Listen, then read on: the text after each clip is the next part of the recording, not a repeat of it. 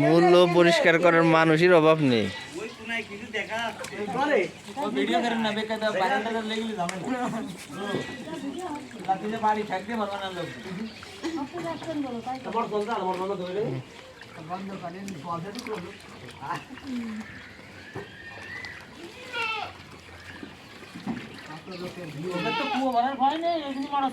কত লোকের সমাগম মূল্য দোকান থাকে